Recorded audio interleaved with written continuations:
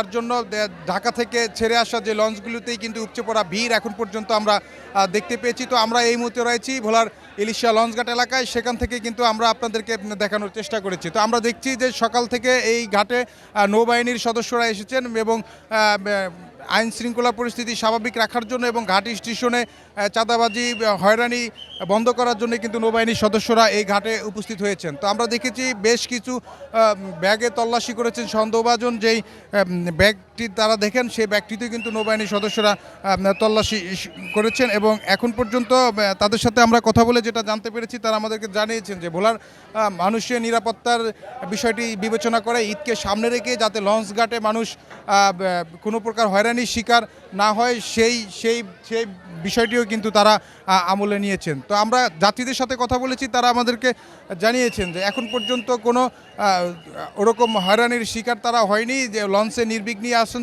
যদিও একটু অভিযোগ রয়েছে অতিরিক্ত যাত্রী কিন্তু লঞ্চে বহন করেছেন, এই অভিযোগটি যাত্রীদের কাছ থেকে আমরা শুনতে পেয়েছি। তো আমরা আপনাদেরকে একটু কথা বলার চেষ্টা করব। ভাইয়া, আপনি যে জুস রাখতে আমার পছন্দ স্টাইলিশ ও ফুড গ্রেড আরএফএল চপ। জুস রাখার জোশ চপ।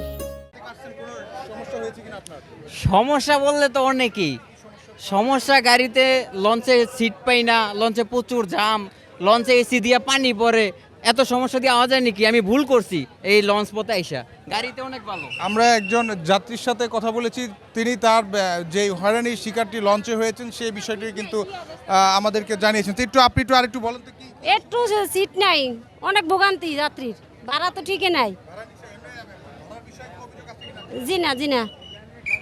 তারা বলেছেন যে আসলে লঞ্চের যেই অতিরিক্ত যাত্রী, এই যাত্রী আসার কারণে কিন্তু ভোলামুখী যেই যাত্রীরা রয়েছেন ঢাকা থেকে এসেছেন লঞ্চ যুগে, সেই যাত্রীরা কিন্তু অনেকটাই অভিযোগ দিয়েছেন।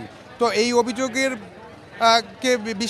বিচার বিশ্লেষণ করেই কিন্তু মানুষ নারীর টানে বাড়ি আসছেন ঈদে আত্মীয় স্বজনের সাথে সবার সাথে ঈদ করার জন্য কিন্তু ভোলার মানুষ এখন পর্যন্ত এই লঞ্চ যোগে ঢাকা থেকে সহ দেশের অন্যান্য জেলা থেকেও কিন্তু এই ঘাট দিয়ে মানুষ ভোলায় আসতে শুরু করেছেন। তো আমার কাছে এই ছিল ভোলা ইলিশা লঞ্চঘাট থেকে ঘরে ফেরা মানুষের সর্বশেষ তথ্য।